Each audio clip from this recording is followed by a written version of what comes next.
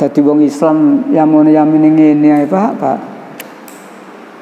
Rumah sik kontrak dan seterusnya. Padahal dia ikut ke gereja sebentar wis enake ngono. Ini memang tantangan, godaan. Bagi orang yang imannya tidak kuat, ya sudah memilih jalan pintas. Lalu di Al-Quran diistilahkan menjual ayat-ayat Allah dengan harga yang murah, ya. Membeli siksa dengan ampunan, membeli dunia dengan akhirat. Perumpamaan seperti itu. Artinya orang yang semula beriman menjadi murtad. Na'udzubillah.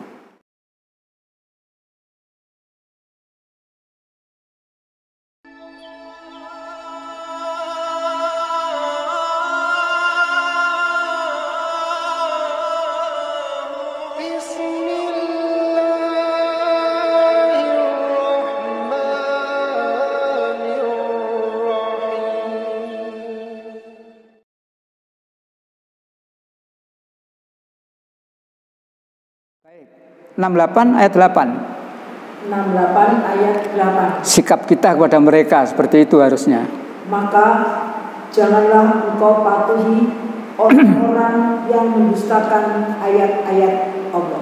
Jangan kamu patuhi. Siapa yang tidak boleh dipatuhi? Orang yang mendustakan ayat Allah. Artinya orang yang tidak tunduk dengan Al-Quran, kamu patuhi, ya tersesat semua. Tidak peduli itu orang tua kita. Kalau dia sudah menyuruh kita yang melenceng dari Al-Quran, jangan kamu ikuti. Anak punya kewajiban berbakti kepada kedua orang tua. Wajib itu, birrul walidaini. Ya. Tapi ada kalimat berikutnya. Apabila orang tuamu menyuruh kamu kepada perbuatan yang menyimpang dari agama, jangan kamu ikuti. Tapi tetap pergaulilah dia dengan cara yang baik. Itulah Islam. Jadi etika Islam itu tinggi. Walaupun orang tua kita itu mengajak kepada kekafiran, harus kita tolak, tapi kita tetap berbuat baik dan orang tua kita, sopan santun, ngomong yang baik dan sebagainya. Indah Islam itu, ya. Nah dari sini maka jelas kembali kepada 68 ayat 8. Jangan kamu patuhi. Jangan patuhi. Kalau kita itu patuh pada orang yang sudah melenceng dari Quran, ya kita menjadi orang yang tersesat.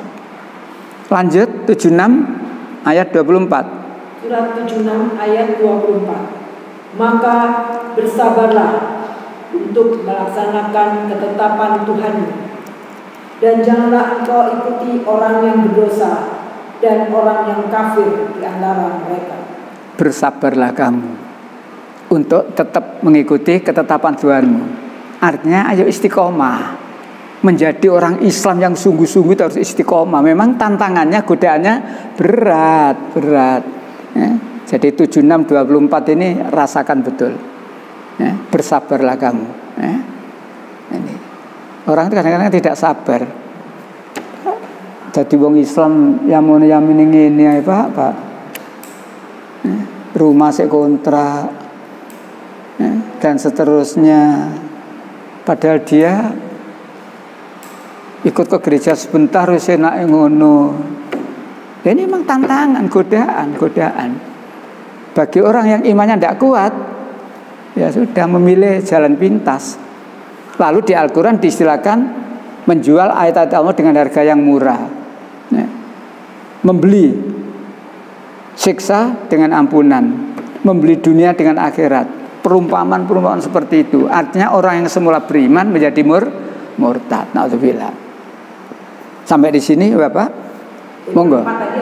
Dalam sikap kita. Ya, yang keempat sikap kita. Ya, sikap kita terhadap orang kafir. Ya, jadi supaya komplit. 1, sikap orang kafir terhadap agama Islam. 2, sikap orang kafir terhadap orang beriman. 3, sikap orang kafir terhadap Al-Quran. Nomor 4, sikap kita terhadap orang kafir. Kalau digandengi 1 ayat ya menyebut al-kafirun itu sikap kita. Kul ya ayyuhal kafirun. Katakan Muhammad, hai orang kafir. Jelas itu. La a'budu ma ta'budun. Aku tidak akan menyembah apa yang kamu sembah, dan kamu tidak akan menyembah apa yang aku sembah. Aku bukan termasuk golongan apa yang kamu sembah, dan kamu juga tidak termasuk golongan apa yang aku sembah. Bagimu agamamu, bagiku jelas. Ya. Jadi jangan kita itu yorono yorene, ya tak? Itu loh, bunglon, gitu. Munafik, ya, munafik gitu ya. Naudzubillah. Sampai di sini Bapak, mudah-mudahan dengan 4 sikap ini kita betul-betul menjadi orang waspada dan terutama intan surullah.